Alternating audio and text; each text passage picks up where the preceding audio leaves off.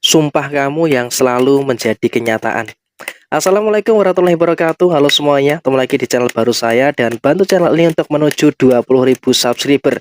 Bagi teman-teman yang beruntung menemukan channel ini, mohon dengan kerendahan hati untuk di-subscribe terlebih dahulu. Dan kali ini kita akan bahas sumpah kamu yang selalu menjadi kenyataan ya. Jadi ketika kamu itu benci dengan orang atau mungkin kamu membicarakan atau sumpah buruk kepada orang lain, itu akan selalu menjadi kenyataan. Nah, seperti apa yang akan muncul dan seperti apa yang akan terjadi? Kita akan menggunakan satu kartu oracle untuk pembahasan sumpah buruk kamu kepada orang lain yang selalu menjadi kenyataan. Nah, seperti apa yang terjadi? Posisi yang ada adalah memang kamu ketika disakiti, selagi itu tidak terlalu dalam, kamu nggak terlalu peduli ya. Kamu nggak terlalu menghiraukan beberapa hal-hal yang sepele dalam tanda kutip ya, terkait dengan fitnah, terkait dengan omongan-omongan negatif orang lain tentang diri kamu. Tetapi ketika itu sudah keterlaluan, ketika itu sudah berada dalam satu keadaan yang mungkin sudah melukai perasaan kamu dan juga menyinggung keluarga kamu, menyentuh orang yang sudah kamu cintai dan sebagainya, maka di sini akan terjadi beberapa situasi yang agak mengerikan gitu loh. Karena saya nggak tahu apa yang ada di belakang kamu, karena setiap kali kamu berbicara soal keburukan kepada orang yang berbuat jahat kepada diri kamu, itu selalu menjadi kenyataan. Dan contoh sederhananya, di beberapa waktu terakhir ini, ketika ada orang yang mengkhianati kamu, mengecewakan, memfitnah kamu, dan juga membicarakan kejelekan kamu dan menyenggol keluarga kamu. Di sini ketika kamu bersumpah buruk atas orang itu, maka orang itu akan tertimpa beberapa kejadian-kejadian buruk ya. Dan di sini memang kau bisa melihat secara langsung bagaimana ucapan buruk kamu kepada orang lain yang sudah menyakiti kamu selalu menjadi kenyataan. Nah, saya rasa apakah ini merupakan hal yang baik? Apakah ini merupakan hal yang positif? Jawabannya nggak baik dan juga nggak buruk gitu loh. Karena semua tergantung dari bagaimana kamu bisa untuk mempergunakan itu dengan bijaksana. Sama halnya seperti pisau gitu loh. Pisau itu kan bisa digunakan untuk hal yang baik dan bisa digunakan untuk hal yang sebaliknya. Nah, sama halnya dengan ucapan sumpah kamu. Memang ketika kamu membicarakan atau bersumpah buruk kepada orang lain, ini bisa menjadi kenyataan dan bakal terjadi pada orang itu. Tetapi kamu juga tetap harus mampu untuk mengendalikan diri kamu. Jangan sembrono di dalam memberikan sumpah-sumpah yang seperti itu gitu loh. Karena apa? Kamu juga butuh yang namanya kebijaksanaan dalam menyikapi itu semua supaya nanti ke depannya kamu terus bisa memperoleh dan juga terus bisa mendapatkan beberapa hal yang baik dan juga terus bisa mendapatkan beberapa hal yang positif yang akan terjadi di dalam diri kamu untuk ke depannya. Jadi ya saya juga berharap pergunakan itu semua dengan sebaik mungkin supaya tidak menjadi kerugian terkait dengan apa yang ada dalam diri kamu. Dan kemudian pada posisi yang lainnya, di sini saya juga menyampaikan pada diri kamu, walaupun memang kamu sejengkel apapun, sekesal apapun dengan orang lain, ya usahakan tetap tenang, tetap kendalikan diri. Memang ada beberapa istilahnya apa ya, istilahnya kayak leluhur kamu atau kodam yang ada di dalam diri kamu ini nggak terima ketika kamu tuh dikhianati, ketika kamu tuh disakiti.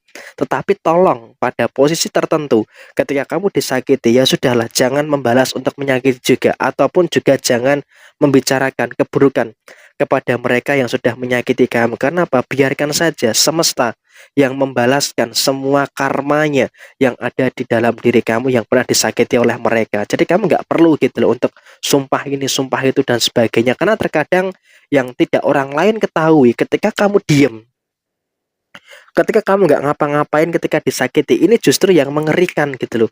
Malah bakal terjadi sesuatu yang tidak baik bagi mereka yang sudah menyakiti kamu. Karena apa? Di dalam diri kamu ini ada situasi yang memang ada kekuatan besar yang harus kamu sadari, yang memang berputar di dalam diri kamu. Memang ini ada dari situasi orang tua kamu atau mungkin bahkan dari leluhur-leluhur kamu yang terdahulu. Tentu ini juga memiliki andil dalam apa yang kamu miliki saat ini. Jadi kamu kadang pun juga merasa heran, kadang kamu juga merasa kaget gitu loh. Kenapa? Setiap ucapan buruk yang kamu ucapkan kepada orang yang sudah menyakiti kamu selalu menjadi kenyataan. Tapi ya memang pada faktanya ini adalah sesuatu yang harus kamu terima. Ini adalah sesuatu yang harus kamu, ya harus bisa kamu adaptasi lah untuk menerima itu semua. Dan saya rasa emang kamu juga harus mulai bisa untuk mempersiapkan beberapa perubahan-perubahan yang baik yang ada di dalam diri kamu untuk kedepannya. Memang akan ada masalah-masalah yang akan kamu hadapi dengan orang-orang sekitar kamu.